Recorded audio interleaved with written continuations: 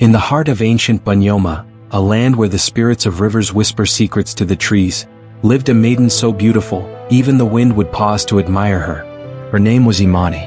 But on the day she was to be wed, beneath a sky of blessings, laughter, and promise, she vanished. Some say she ran. Others say she was taken. Only a few know the truth, that she was turned into a fish. Hello, welcome to African Folktale by Patra. Please don't forget to like, comment, and subscribe.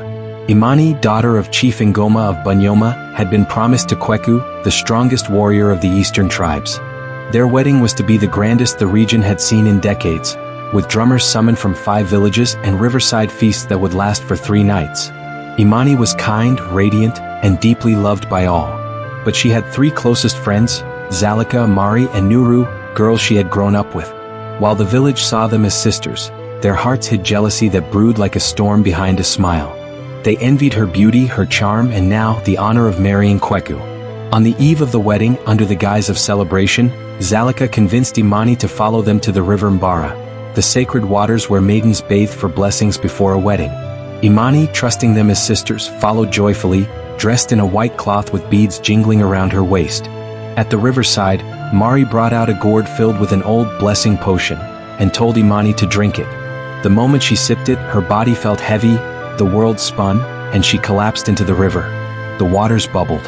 Her screams turned into bubbles. Her arms melted into fins. Her legs fused into a tail. Before their eyes, Imani transformed into a golden fish, her eyes wide in horror. They had cursed her with a forbidden spell stolen from an old river which, Mama Nyoka, one who had warned long ago, if you turn what is meant to walk into what must swim, beware, the river remembers. The next day, drums beat across Banyoma. Kweku waited at the altar. The people sang, waiting to behold the bride. But Imani never arrived. Her mother wept. Her father thundered in rage. The 3 girls wept with the crowd, pretending grief. Only the river knew the truth.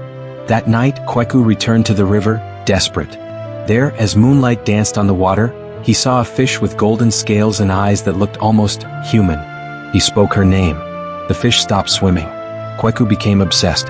Every day he sat by the river, calling to the fish. He told the elders, but they dismissed him, thinking grief had broken his mind. Until old Mama Nyoka, long thought mad, came forth. She said, "Not all brides wear veils. Some now wear scales. Not all betrayals scream.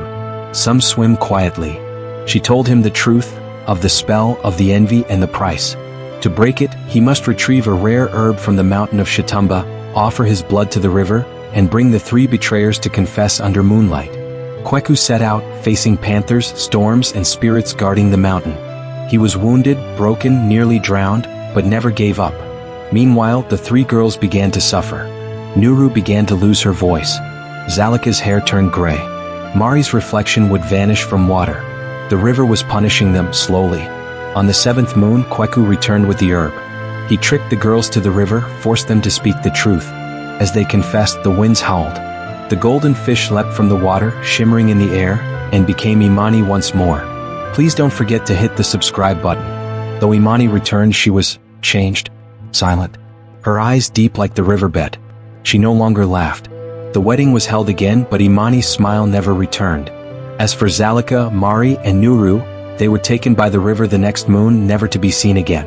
Some say they were turned into frogs. Others say they became whispers, cold winds that speak guilt into the ears of envious women. Years passed in Banyoma. The tale of Imani became legend, whispered in lullabies and murmured during moonlit gatherings. The river Mbara, once a place of joy and cleansing, became sacred and feared. No maiden dared bathe alone, and no friend was ever trusted too deeply near the water. Kweku and Imani lived quietly by the river's edge. They had no children, yet their home was always filled with the laughter of orphans and lost souls. For Imani had taken on a new role. She was now called Mama Maji, the river's daughter.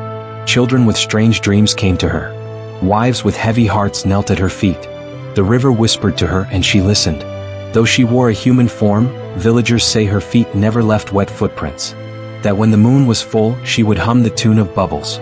That the fish in the river swam toward her voice. As for the river itself, it grew brighter near her hut. Blossoms bloomed where she stepped. But when strangers with dark hearts approached, the waters turned red and silence fell.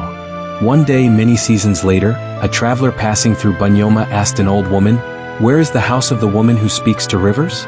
The woman replied, "She has returned to where she belongs." The traveler looked confused, but the villagers knew. Imani, Mama Maji, had vanished once more, this time by choice. Her dress was found neatly folded on the riverbank.